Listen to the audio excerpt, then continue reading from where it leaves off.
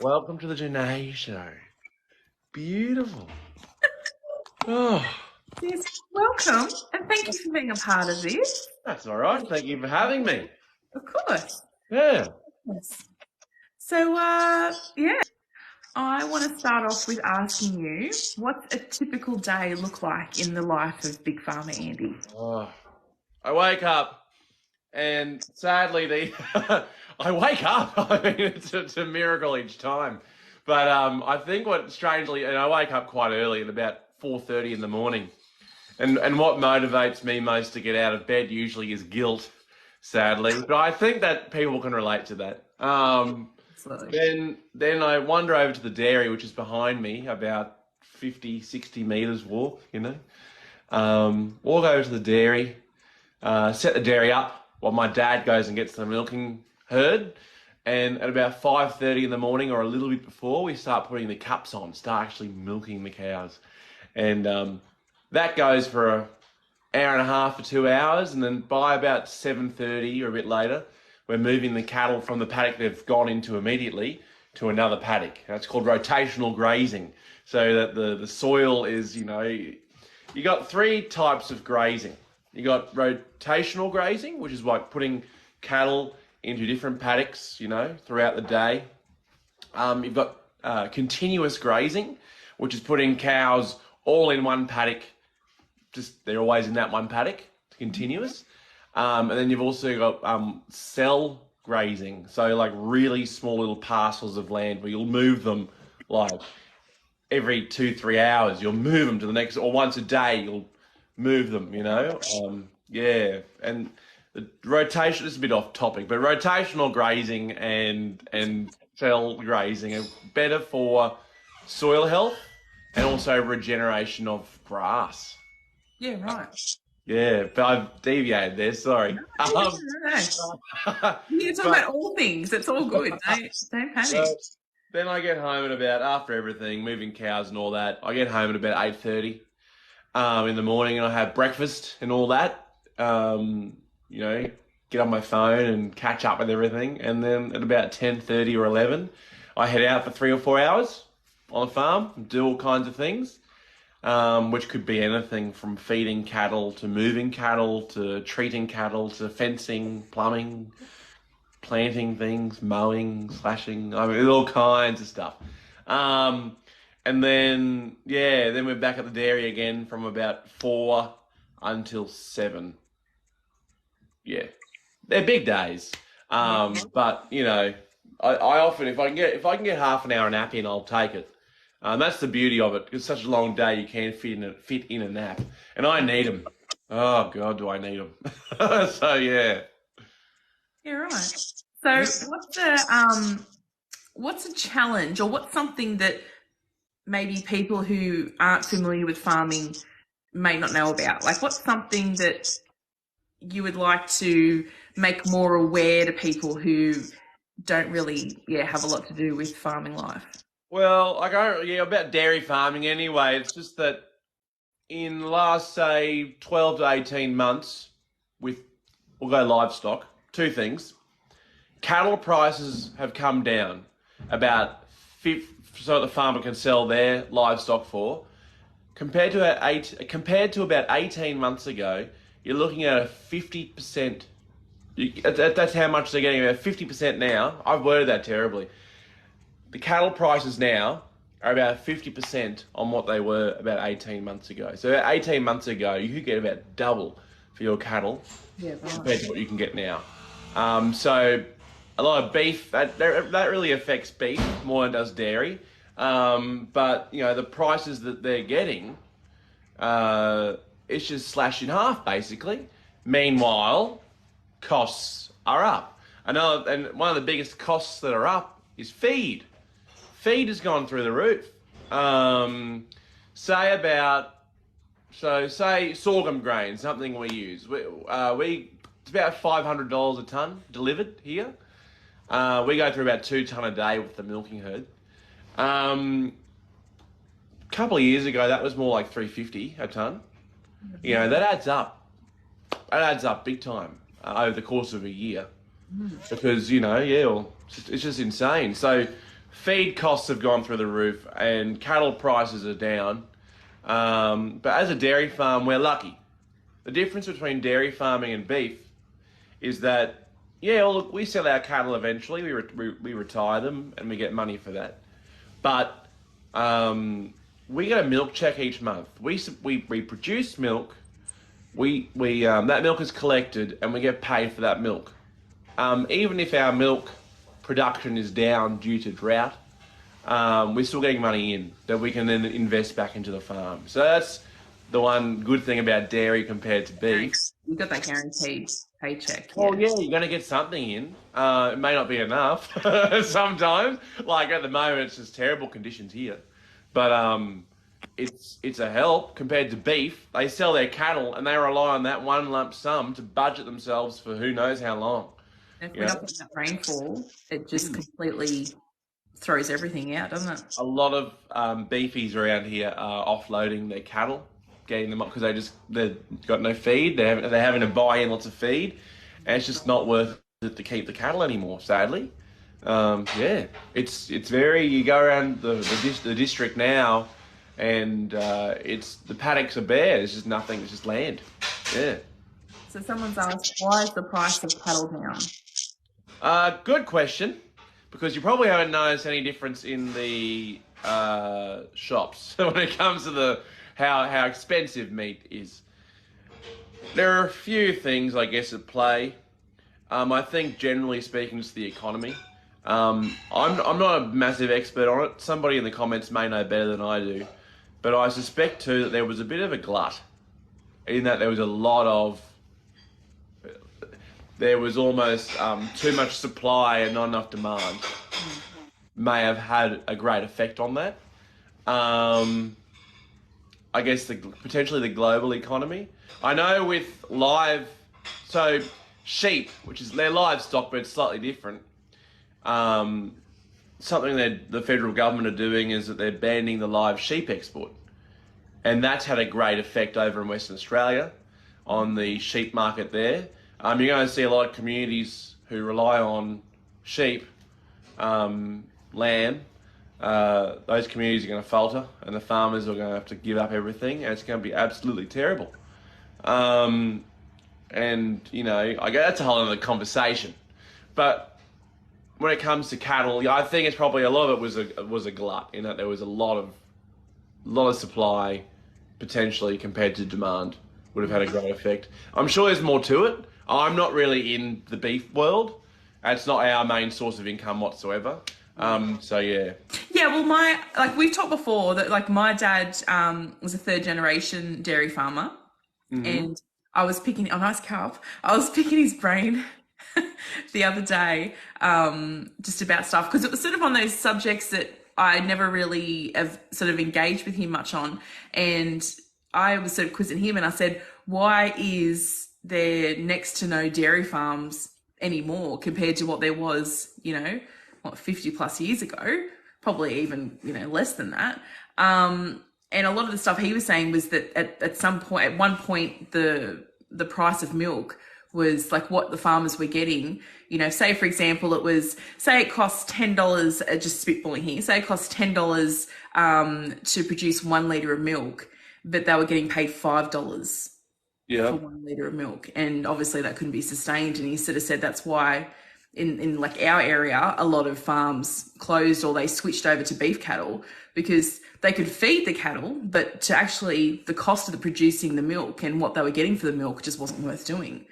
So okay, so back in the 1970s, before we existed,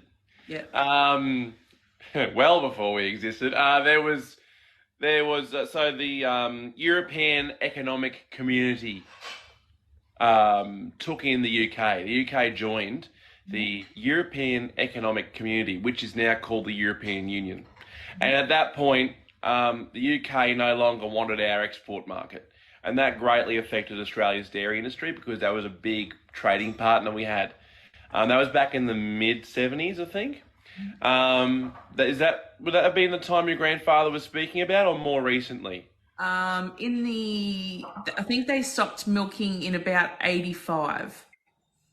Well, that could have been it. That could have had an effect. That's the biggest that my dad is 66 years old, so he's lived through all of that, and that's the one he's spoken about. That was when the industry went downhill a bit, was back in the 70s, but it went dramatically downhill in the year 2000 when the industry was deregulated, when the farm gate price was no longer regulated by government, and that meant that overnight a lot of the people who, like, we supply, for instance, like Bega, who we supply, and Lactalis, who own Paul's and all that, like bigger companies, they went, oh, now welcome to the global stage, and now we get to set the price of how much free market, welcome to the gauntlet of death, and we're gonna basically bring you all down to earth, and overnight it like halved the amount of money that farmers were getting at the farm gate, just about halved, and you saw a mass exodus rather of dairy farmers, because they just couldn't afford to cop that hit. A lot of them were already in debt, or poorly managed farms, and they just couldn't keep up with it, and they had to give it all away and turn to beef. And then since then, we had the $1 a litre milk campaign. Coles started that with their down, prices are down. And we were like, oh yeah, prices are down. But yeah, that was no good for dairy farmers. $1 a litre milk was terrible. Woolworths followed suit. And so milk is offered at the back corner of the supermarket, by the way.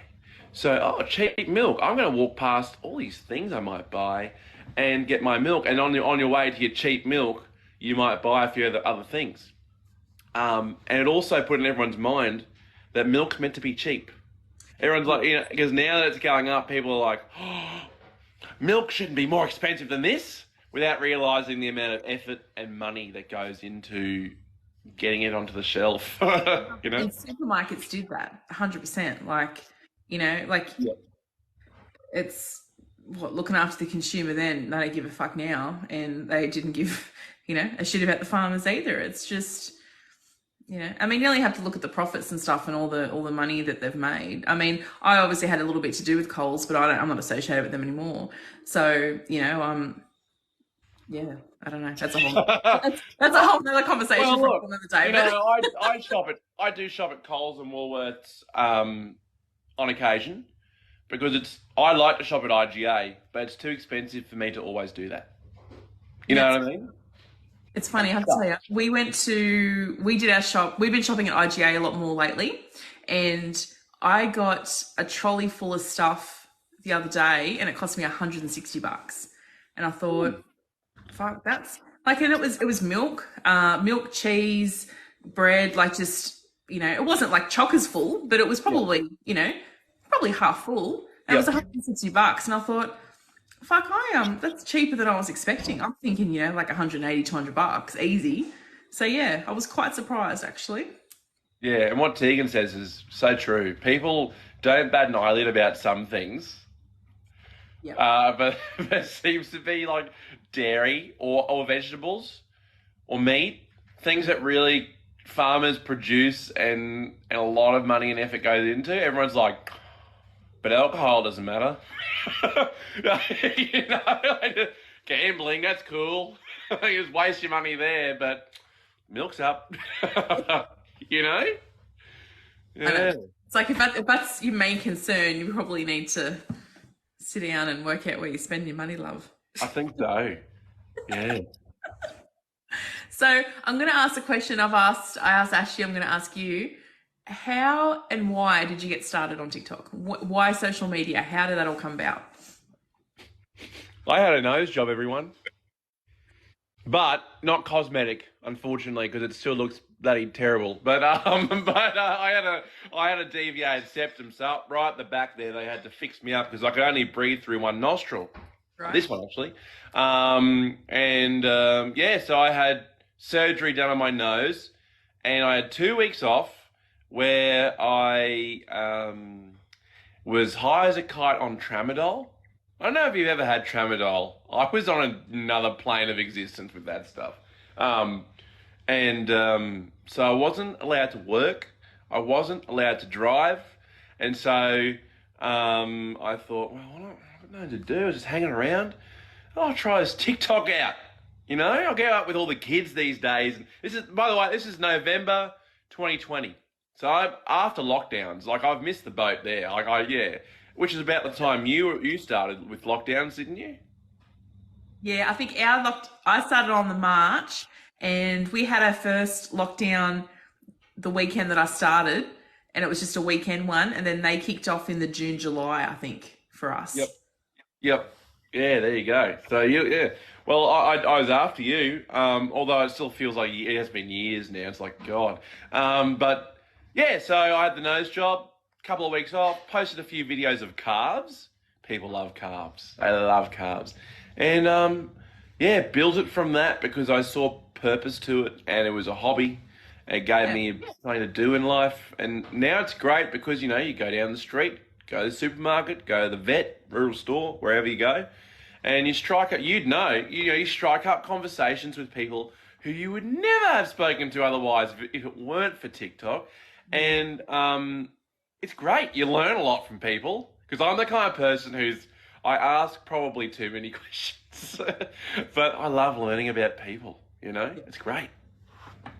Well, that actually leads me into my next thing. You like talking to the younger generation. I mean, you are young generation, but those that are, I guess, doing, yeah, like your, I don't know, like, say, for example, like those that like ag Generation, huh?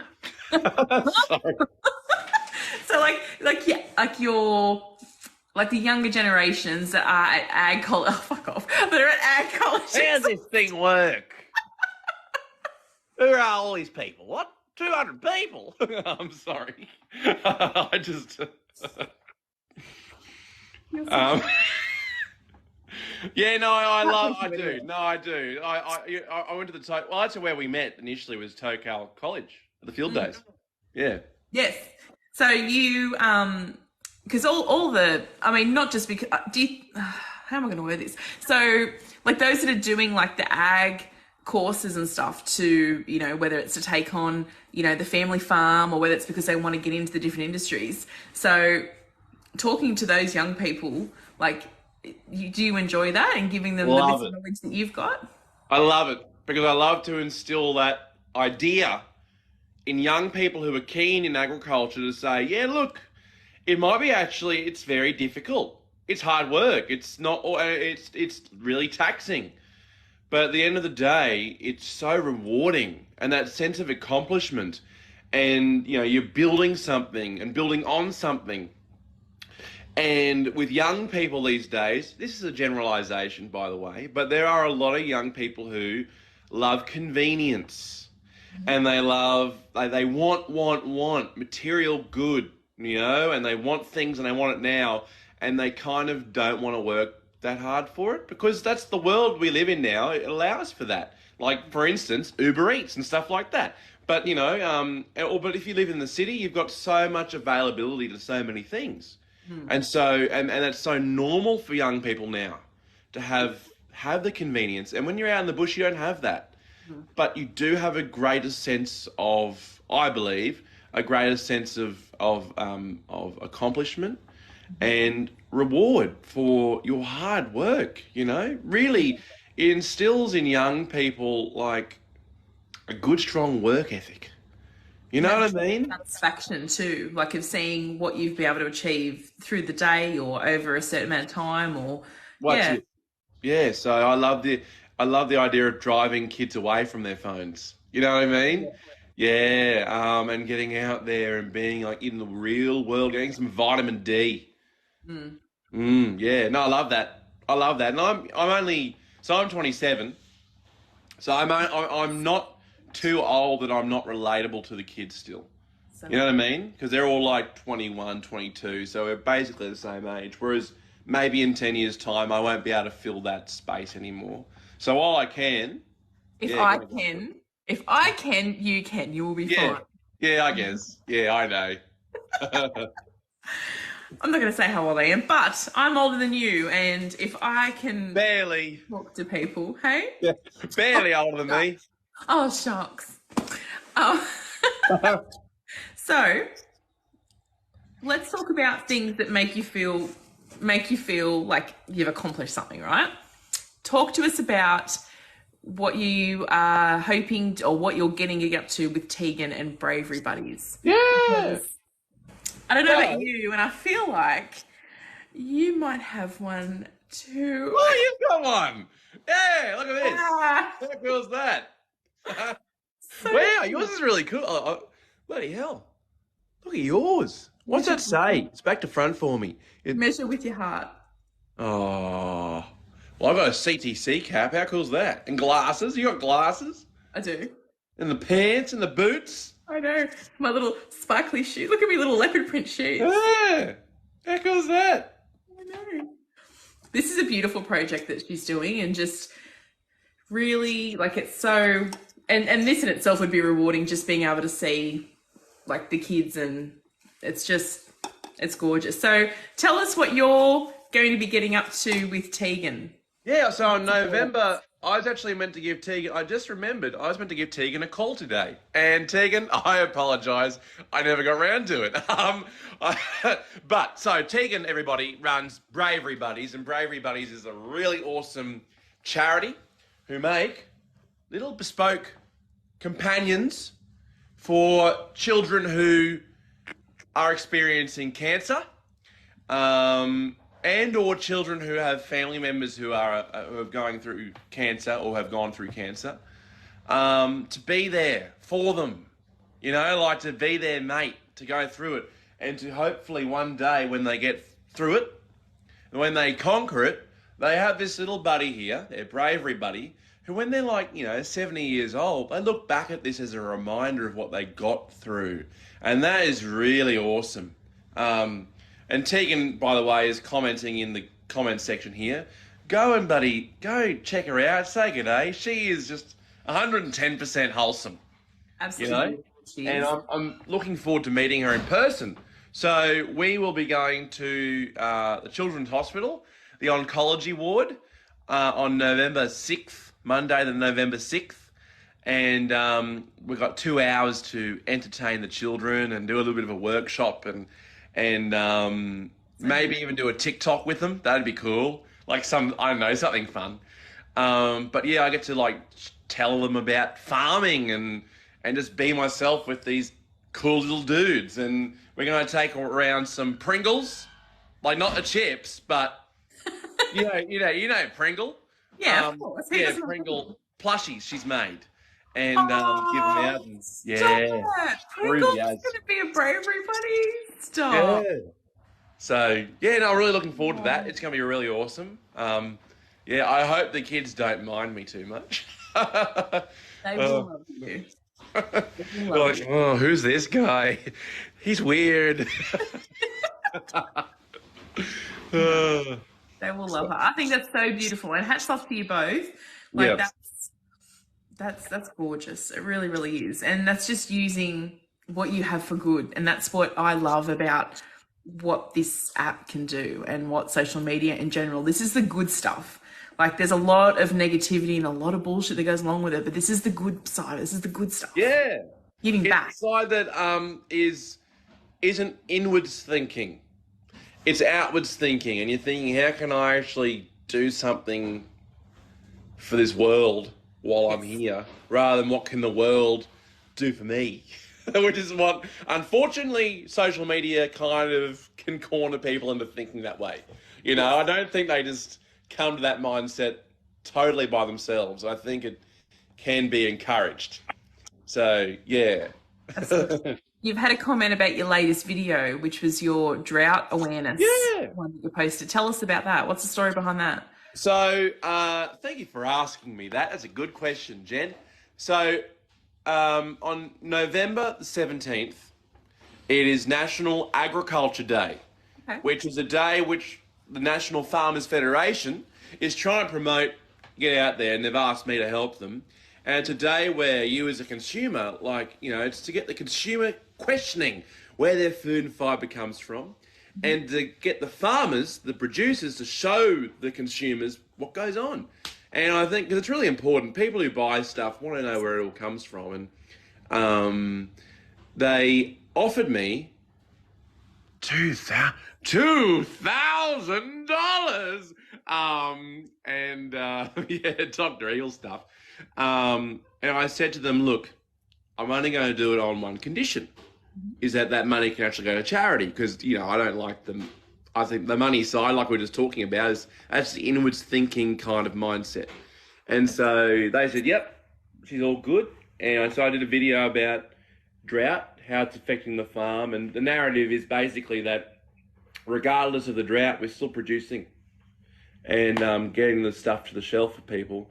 And the charity which the money is going to go towards is Drought Angels, which was actually your suggestion. It was mine, yes. But I think that's beautiful, and they give back, and not just in drought. Like if it's floods, natural disasters, all kinds of things, they are there. And I think that's really beautiful and very wholesome of you to do that. That's very kind. It's just the right thing to do, isn't it? It's beautiful. That's one. It's sad, Jen. We live in a world where when you do the right thing, people praise you, rather than, that's what should just be expected in our society, is to do the right thing. You know what I mean? And because so many people don't do the right thing. And so when someone does the right thing, we're like, oh, good on you, which is in a way really sad that we praise just doing the right thing. You know what I mean? I wish more people, and there are plenty of people watching right now, like your vibe attracts your tribe. And I suspect most people watching this right now are of a similar mindset. But broadly speaking, there's a lot of people out there who aren't like that. Sorry, do I speak over you? No, I was just saying, I've never heard that before, but I love it. Your vibe attracts your tribe. That's beautiful. I didn't make it up. I'm not that smart, but yeah, it's good. That's really good. I like that. I'm going to use that. I'm going to steal that. So let's talk about mental health. Now, we know that that's a big thing for me. I know it's a big thing for you.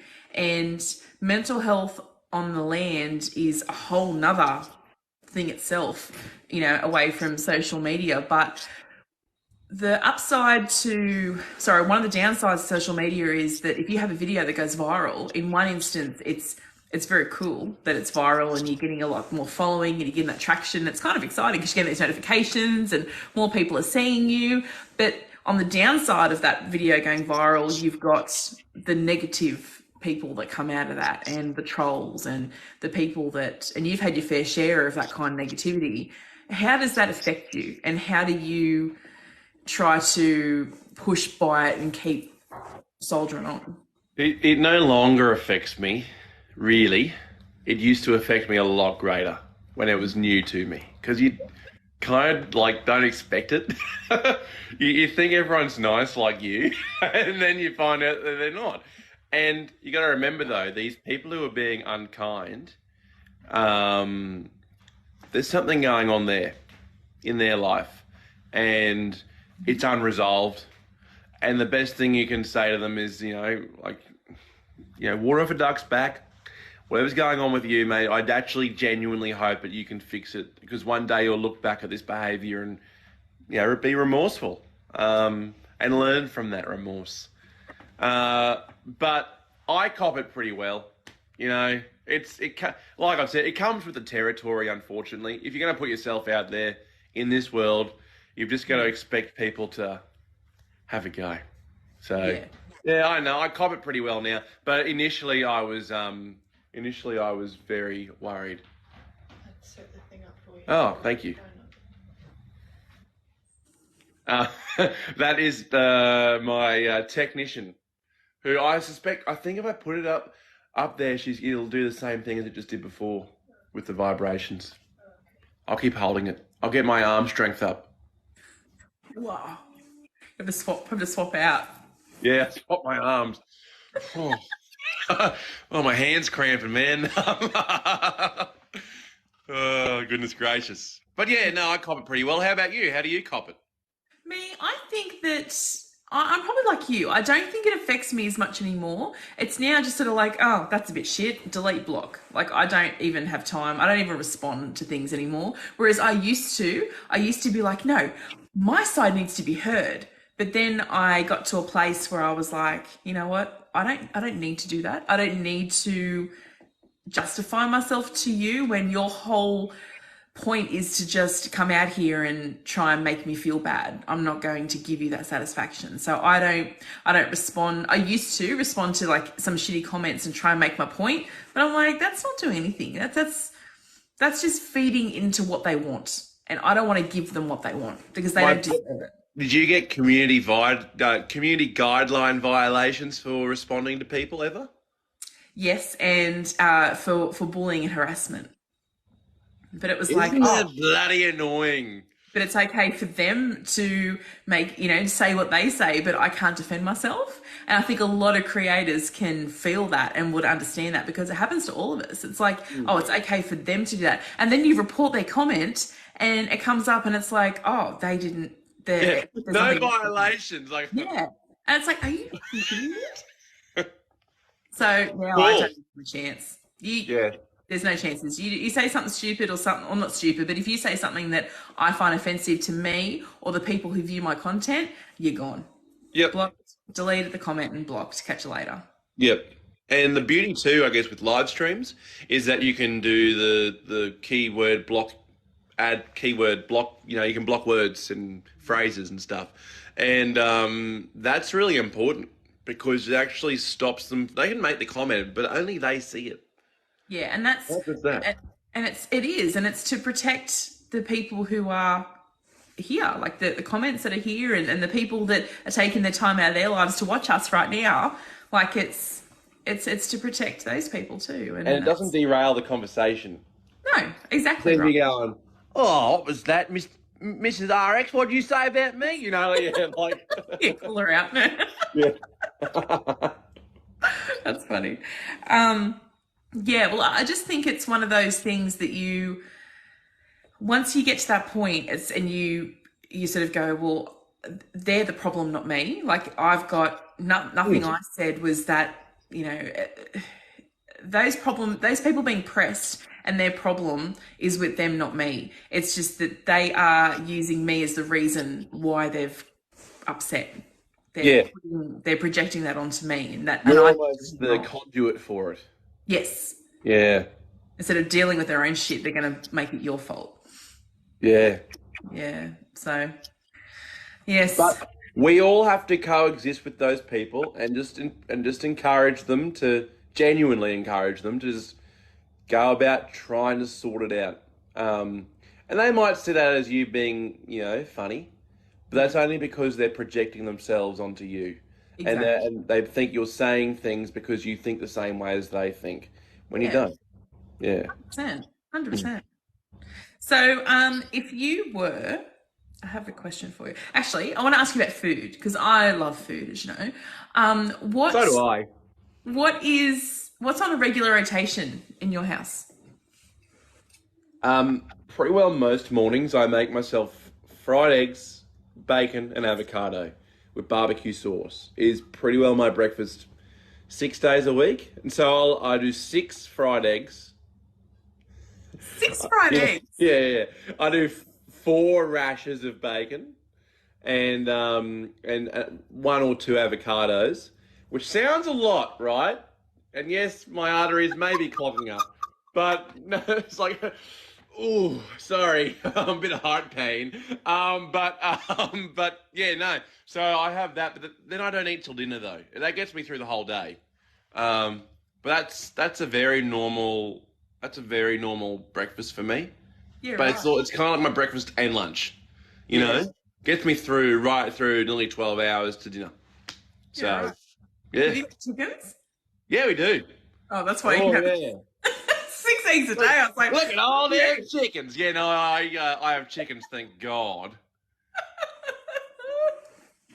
That's hilarious. Wow, 6 eggs. That's an effort. Good on you. Oh, it's easy as. 2 meals. Yeah. I mean, you divide that into 2 meals. It's like having 3 eggs, which is very normal. We have ducks as well. You want to see a duck egg? Yeah, I think I've ever seen a duck egg. You ever eaten duck? They're really good for baking, actually. Really? They rise better. Oh. Look at this. Okay, that's a duck egg. Hold on. Now we've got a blue chicken egg. How cool is that? I can show you the size difference. I've got a chicken that lays blue eggs. Yeah, right. Welcome to me kitchen, everyone. All right, so can you hear me all right? Yep, we got you. So that's a chicken egg. Yeah. Blue. How cool is that? It's blue. That's a duck egg. Oh, wow. Yeah, that's a pretty sizable bloody chicken egg. So they're pretty big. Yeah, right. Is it a similar taste and texture and everything as a chicken egg? They're a bit creamier, I reckon. Yeah, right. I'm traumatized by it. Lily bloody... So, one day she makes me breakfast, fried eggs. Oh, yeah, righto. Anyway, I eat them and she's looking at me with this smirk. That's a bit weird, you know, because we only had the ducks and not for very long. We hadn't had them long at all. And she said, what do you think of the eggs? Oh, yeah, they're all right, yeah. She goes, they were duck eggs. And something about that made me feel so ill. I don't know why. And I couldn't eat eggs for ages, which is a big part of my diet. And so, yeah, I was just like, oh, it just did not sit well with me. And even now, I won't fry them. Something about it. But they are creamier, but they're really good for baking. Lily's baked with them, and they're great for baking. They rise better than chicken eggs. Interesting. I'm going to have to give that a go. I like Yeah. it. But, yeah, they're huge. They're massive. Yeah. But, yeah. What about an ostrich egg? Have you seen them? Oh, an emu egg. An emu egg. They're like green. Have you seen them? And emu eggs? Yeah. They're like green. Yeah. By the way, with the Great Emu War back in the 1930s or whenever it was, why we lost? Why didn't they just go around and get all the eggs? They should have just collected all the eggs. Because the problem was that there were too many emus, and they were destroying the farmers' crops. Why didn't we just collect all their emu eggs and start a new market of eating emu eggs? You know. Joe's in the comments telling me no ducks, so I want ducks so badly. Have you got chickens? I have chickens, but no ducks. Oh, they get along really well. Joe, you hearing this? I want a boy and a girl, and it will be Franz and Francesca. Mm. What's a male duck called again? A Drake. A drake. Drakes can be mean to chickens though, and can, I have heard that because I have a corkscrew dick. they can like go for their vent and like kind of take their vent out and they can die from it. So you have to just be careful. Well, Yeah. it's a very aggressive death. They have a corkscrew dick, so they're like they'll go into the chickens, and then when they like take it out, it'll kill the chook because it like they're blades. It's true. Far out! This conversation's taken a wild turn. Didn't think I'd be talking about that kind of stuff, but hey. Oh, wow. Maybe don't get ducks. Yeah, or drakes anyway. Well, not drakes, just the Yeah, well, because you bake, don't you? A fair bit, or? I do, yes. Yeah. Yeah, the duck eggs would be great. He's just like skipping over the corkscrew bit. Yeah, let's. I'm gonna find some info on that and send it to you and tell you I'm not making it up. You guys are creeping me out. I have sleep paralysis a fair bit, and now I'm going to sleep paralysis tonight. I'm going to wake up visualizing that, going, I can't move. Oh God! I'm not a chicken.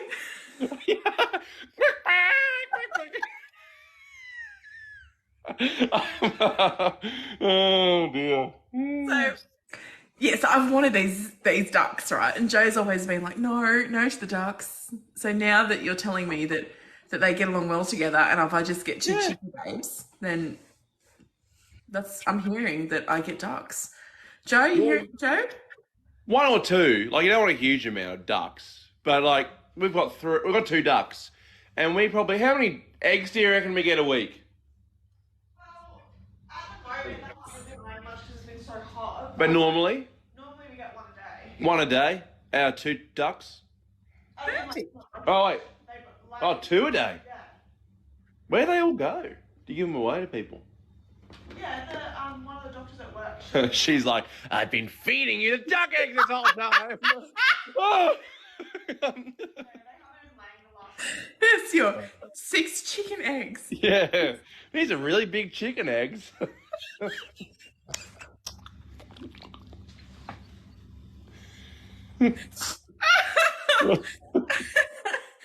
Oh, bless. Now I can't eat eggs again. Great. Thanks, guys. Avocado and bacon. Yeah. And 2 avocados. Do you have an avocado tree? Because they're expensive. No, they are expensive, but We should do an avocado tree out in the chicken coop. Yeah, but don't take for ages to grow. It'll be like years waiting. And no, I buy them. Yeah, I buy them. Yeah, they're like $2 or $3 each, depending on the day. Sometimes they're $3 each for an avo, and sometimes they're more like $2. And it's always like Or- gamble. Like they reckon that if you what is it, flick the end off it and you can see if it's ripe or not. But I always fuck it up and can't remember what it's supposed to I look like. squeeze them. Oh, you're a squeezer. You're one of those. You're one of the ones that you pick it up and it's already got the finger grooves in it where it's like, oh, it's not quite soft enough. Yeah, mate. I gotta know whether it's bloody ready to go or not. Because if it's really hard, I don't want to rock. But if it's too soft, I don't want that either. They shouldn't be allowed to sell them too soft. Who the hell wants like a mostly bruised avocado? Well, Like- we'll be after you. Like, oh, is this one ready? Someone else can have that one. But I really like avocado. Like it's so good for you. Great source of potassium. There's more potassium in avocado than there is in a banana. I did know that actually. Mm, Yes. how weird's that? Mm. Maybe that's why I'm so weird. The potassium poisoning I'm getting from all the avocados, it's all getting into my brain. I actually reckon there's more vitamin C in strawberries than oranges as well. But I don't know how many strawberries you'd have to eat to coincide with it. Yeah, right. Why don't they teach us these things in school? Oh, I don't know. Why are they conditioning us to think certain ways? I don't Bloody hell. And avos are a good fat too, and Bex just said they bring down your cholesterol. But yeah, they're a good fat. Oh, for me, they counterbalance the eggs. The bacon. It's like, my heart. Oh, it's okay. Oh, goodness gracious. So if you're cooking, so say it's dinner, and if Lil's not home or something, and you've got to cook for yourself, what are you making? Well, before Lily was around, I used to have frozen meals a fair bit as a bachelor because it was just, I get home after milking and I came home, I went, oh, I'm not bloody cook. Too hard. So I used to eat those on the menu frozen meals for years. Yeah, I kind of I think my palate is totally traumatized by that now because I just can't really come at them anymore. I'm like, fish and veggies too. Yeah, I've done that even. Yeah, fish and veggies. My viewers know that. Yeah, fish and veggies is a real go-to for me. Frozen fish, crumbed or battered, and some frozen veggies. But if I'm being adventurous, I'll do a steak, or sausages and some veg. What's your favorite? I'm a meat and veg guy. I'm pretty simple. Toast sometimes. Toast for dinner. Even cereal for dinner sometimes. You know, you're talking to a fella who's not very cultured. So it's like I have rice bubbles for dinner sometimes, and I froth it. Love it. What's your favorite cut of steak? Depends on how hungry I am, but I feel it is the best. But I do like a rump. Yeah, right. How about you? I like Scotch fillet. Joe likes porterhouse. Oh, okay. Yeah, sirloin, porterhouse. Yeah, it's and good. T-bone. He's a big T-bone man too. Yeah, right, T-bone. Yeah, we had a lot of T-bone growing up. Yeah, which I don't mind it. Actually, Y-bone's not bad either, but they're very small. Yeah. I'm very I like into the price of lamb has been good for consumer, bad for farmer.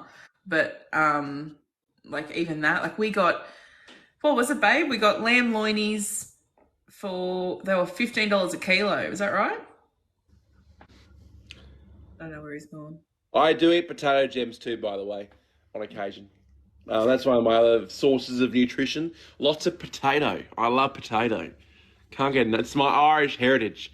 Tooraloo-ra-loo-ra, tooraloo-ra-lie. I love the potatoes. Yeah. They get a bad rap, the old potato, but that's probably because we usually like put lots of cheese and cream in it. No, I do anyway. Sweet potato has good carbohydrates in it, though. It does. Joe hates sweet potato, and so does Sam. Yeah, it's not as good, but it's all right. I love it. I really like it. So I usually wait till I've got people over and then I make it. I have it so that it's not like because you can't buy any that are like that I can see that are like, like for one serving. They're always like one. And I'm like, yeah, they're huge. Some of the sweet potatoes are like, where are you growing these things? I know.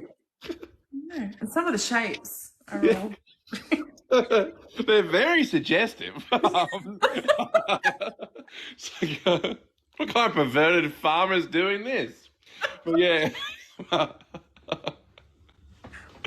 Oh, I don't know. I'm derailing the conversation. I'm sorry. No, it's good. It's good. I don't mind. I just sort of have like certain like dot points, then wherever it goes from there, if it's not that's fine. Yeah, look, I like, yeah, but back to the conversation. If I was cooking for myself, and I'm adventurous, it's steak and veg, steak mash and veg, but that's what is it? Sausages, or even corned meat in a slow cooker. I've got that on now for dinner. Corned meat. Yeah. Do Reuben's tomorrow night for tea. Oh, nice. You had them before? Don't know if I have. It's like it's more of like an American deli sort of style sandwich. So you have like a horseradish sort of, it's got a little bit of bite, like the sauce. You have that. It's got I've just had a mind blank. You have like a Swiss cheese on it and sauerkraut and nice. Yeah. And and you corned meat. And usually it's on like a nice like say Turkish bread or something like that. And yeah, it's just You done a video about that before? yeah. Good. Yeah. Yeah. So we're having that tomorrow night for tea. Nice. And for work, I'll do for lunch the next day, I'll do a Reuben like salad bowl. So I'll add some lettuce and stuff to it. Yeah, good on you. Yes. I wish I had the enthusiasm that you do when it comes to cooking. I love eating good food, but by God, I do not have the time I just don't have that enthusiasm in me to go, okay, because I think you got to be really switched on and quite clever. And I'm just not that minded when it comes to those sorts of things. I'm simple. And I just love your enthusiasm about, I know your whole thing's like, look at me, this is how you do it, it's easy as. And you do actually make it look very easy, but even then I'm just like, too hard. Lily can do it. It's something I think you've got to have someone like you out there showing people how to do it, but the person still needs to have the enthusiasm as well. I just lack that part. But you do a very good job at making it look like not look easy. You actually do make it easy for people. I think, yeah. Well, I mean, at the end of the day, we've all got most of us are either, we're either working, we've got commitments, we've got kids' sport, we've got all kinds of shit on. Unless you're organised, the last thing you want to do is come home and have to fucking cook a meal after you've gotten home late or whatever. So I'm not always that organised. There are a lot of times where I'm like, oh, what's in the freezer? Oh, fuck it, we'll just get pizza. Or like, it just depends. When my head's not good, then my cooking is nearly non-existent. So, but when my head's good, I want to cook. I want to create. Yeah. Yeah. And I guess I'll have a question for you, Jen. How do you logistically or physically film and cook at the same time? Has it ever been like a difficulty for you to actually film it while you're cooking it? Like, or is it because you must have, because you're not only planning the meal, you're also planning the videography? Like it's sure there's a lot going on. Like it's is it difficult sometimes? A lot of the time I film and I put a voiceover on it later. So I might be doing stuff and I've got like a little stand that you're on now, and I'll just tilt the camera to what I'm doing, whether I'm cutting or whatever it is that I'm doing. And I could have like an hour's worth of footage of me cutting up stuff, cooking it, where it's just this non-stop video, and then I'll just go in later and I'll edit it out and I'll take out all the bits I don't want and then sort of make it like a minute and a half, and then sort of go from there. So, and if I'm having a day where I feel really shitty and I haven't got a face on, my face won't be in the video. Yeah, So right. if I'm having I've been looking for that now. yeah, if I'm having a shitty day, my face won't be in the video. And I could film stuff and it can sit in my drafts, and then it might be it could sit there for like a fortnight before I show it. If if the day that I filmed it, if I can hear in my voice that it's going to be too forced for me to be like, hi, then I won't do the voiceover. So how many drafts do you have right now? I think I've got about 30 because I had a clean up about a week ago. A clean up? But you still got 30? Bloody Yeah. hell, how many did you have? 300 and something. Because I'll film stuff and then I'm like, oh, I'll save that and I'll get back to that. Or I have fails where I've like, oh, this is going to be really good. And then it comes out of the oven and I'm like, oh, I'm not showing that. So then that just sits there. I'm like, oh, that's horrendous. You could do it. You could do a TikTok of like cooking fails. Yeah, I know. Joe To show people that like it's okay to fail. And then, so this is what went wrong the first time I tried it. And the second time I tried it, because I failed doing it this way, I learned I could rectify it. People would actually like that. Joe's got, you need a bloopers reel. He's been telling me that for about 12 months. He's like, you need to show. Yeah, and I'm like, good, man. I don't want to show that. Yeah. You're worried. You're really like, oh, look, Jen can't cook. I'm like,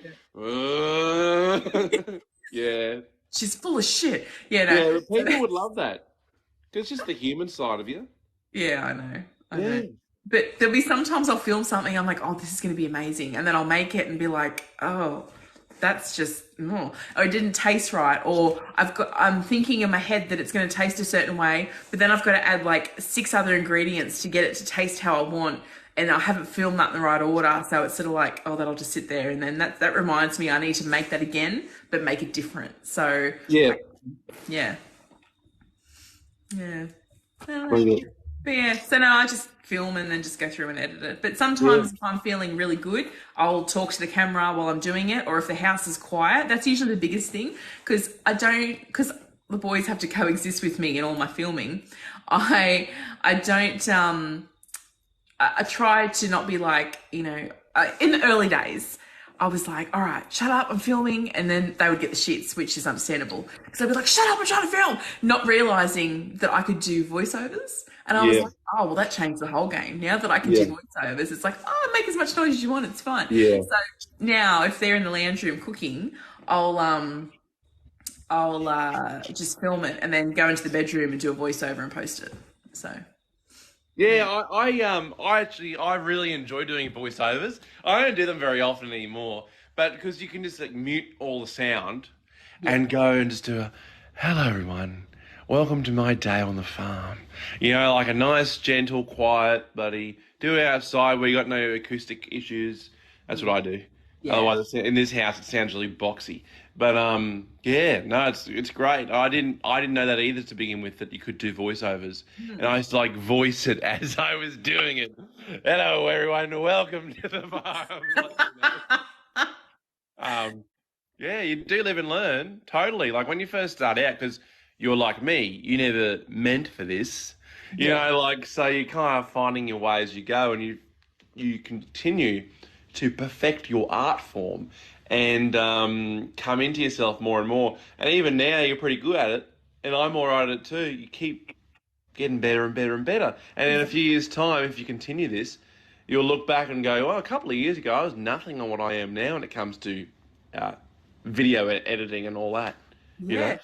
And even just like for me, like even just like cooking and creating, I I've learnt so much off other people on this app about how to do things, and I'm like, oh, I didn't know that was a thing. Like learning how to balance things out. If something's too sweet, then add a little bit of salt. Or if something's a little bit like, say it's really tomatoey, it's really acidic, add a little bit of lemon. Like, just different things to balance things out. Yeah, it's all little, or a bit of brown sugar or something like that. So there's all different things you can do to balance out the flavours if something's a bit off. So like if I'm cooking like a spag bowl or something, a lot of tomato, I'll add a pinch of brown sugar, and that will balance out the acidic in it so that it doesn't taste as like you sort of tomatoey take. You know what I mean? That's good that you're taking things on board too. I guess like that's Yeah. because some people would go, no, I'll just keep doing it my way. So that's really good. You're open to learning about things. Yeah, 100%. Because I just think it's interesting. There's just things I think we're always learning, and I think if you're not always learning something, then I don't know. I think it's important. I don't think we're not supposed to know everything. We're always supposed to be adapting and understanding different things, and yeah, big time. 100%. Yeah. Well, hey, I'm gonna let you go to bed because I know it's getting late. But I don't mind. I don't mind. Sure? Yeah. I'll stay for a bit longer. Yeah, it doesn't worry me. Yeah. Cool. All right. I didn't want to hold you up if you were tired. No, you keep going, man. We all look kind of the same. Yeah, we both wear glasses, and we're both bloody so good looking. It's really it's a curse. It is, isn't it, darling? But someone has to do it, Jules. It's just it's We don't even look that serious. Just the glasses. Like I don't think there's much else the same. No, I don't think so. The hair length. Thank you.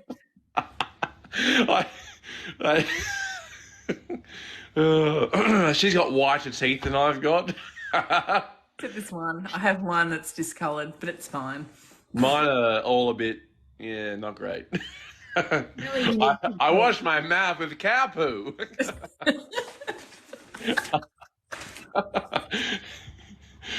You wouldn't believe how much bloody cow poo I get in my mouth. Like it's not great. Oh. Because I'm a mouth breather. You see, I go around and I'll be standing there, and the cows start pooing.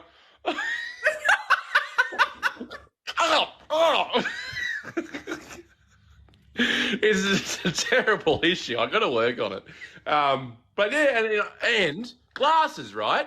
You wouldn't think that cow poo or wee would get into your eye, but somehow, I don't know how, it finds a way in. It doesn't hit the glasses. It goes in around. I'm just like, oh,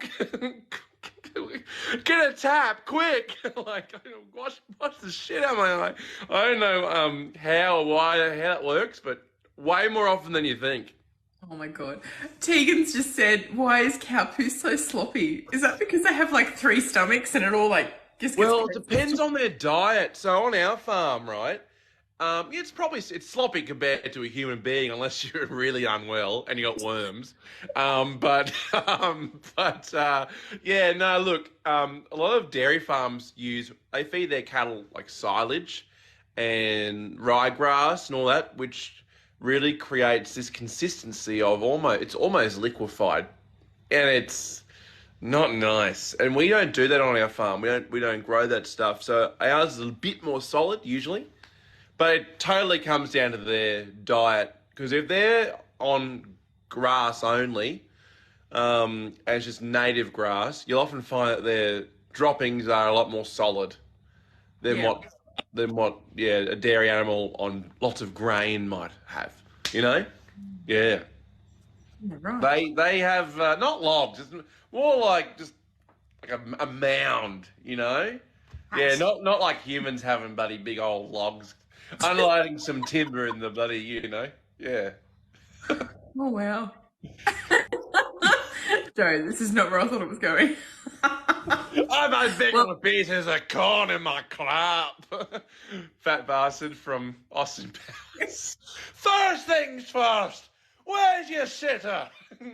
I got a turtle and pork and eat. I love Austin Powers.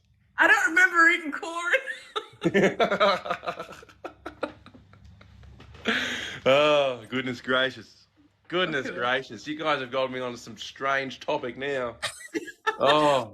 Actually, just talking about feed, one of the things that my old man said was that they used to mix, some of the farmers used to buy like a brewer's grain. Yeah, you still can. Kenya, yeah. And then mix that with like, what is it, like your cottonseed or stuff, because it has so much good nutrients still in it after they've made the beer with it. Yeah, depends. Like I don't think any one load is the same. Like they're all a bit different but yeah, no, it's cheap, and a lot of dairy farmers do contracts where they purchase it for pretty cheap compared to other feeds. Only reason why is you're not always definitely going to get a good product. Sometimes it's not 100% the brewer's grain. But yeah, no, it's good stuff. And I can understand mixing it with another feed. Doing that probably gets it to go further and make sure that you're not solely relying on the brewer's grain alone, because sometimes a load of it won't be that good. Yeah, that'd be too, like, probably rich for them too, wouldn't it? It'd be too... Potentially too poor, Oh, actually. really? Yeah. Huh. Interesting. Yeah. Where'd you get that chair from? Facebook Marketplace. Yeah, for real. Like recently? Yeah. It's cute, right? Yeah. It's $200. For that? Yeah. Oh, you could sell it again for like 1,000. Someone would buy that. That's a really neat chair. The guy that we bought it off, he actually made it. Oh. Hmm. And he only sold it for 200. That's crazy. Okay. Oh, Part Jason, of the deal. I would sell it for so much more. You wouldn't believe it. Okay. So much more. Everyone says so. I'm really good at that stuff. Okay. Someone Ange asked me to do it, so I had to do you it. did I'm so sorry. well. Oh my God. It's crazy. It's crazy. Everyone says it's crazy. I say it's crazy. Okay. That's all right. Woo. Oh my God. Well, it is about 20-year-old, but it's very, very comfortable. Oh, it's that old. Yeah, right. It's that old. 20's I love them at that age. It's a great age. It's Oh my God. Fucking hell. my great friend Jeffrey Epstein. They were mates. I'm just saying. Oh God. That's going a whole other direction. I know. Let's check this out, though. This is a bit more interesting. Come here. Oh, Delilah came back. Hi, Del. Beautiful Delilah. Hey? Oh, Del. 11 weeks old. She's a baby. But she's actually, yeah, you're lovely, aren't you? She's really friendly. That's fine. Yeah. She's napped with me twice now. Like, she's just come along, found me snoozing on the couch, and she's like, okay, that's what we're doing. And I wake up and there she is, like, just snoozing. Yeah, she's lovely. We have a question from the audience. Tegan asks, why does milk always taste exactly the same? Is it in the processing or is it just always the same?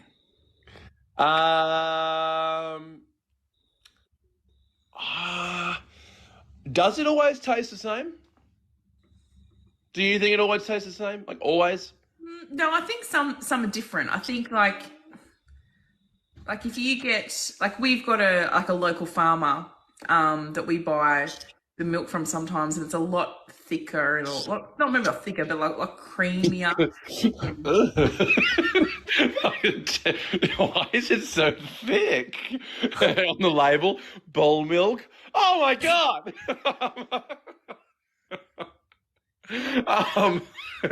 Oh God.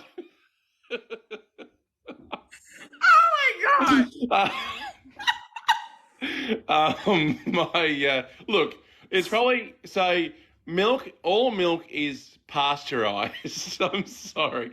All cow milk is pasteurized, and pasteurization is the process of heating milk up to a certain temperature for a specific amount of time to eliminate any potential bacteria. And that process probably alters the taste of the milk. And each brand, so we supply Bega, There's also Lactalis, who Paul's brand, Norco, they would all do it in different factories, and so their process of pasteurisation may be slightly different, which may alter the taste slightly. Yeah, right. There you go.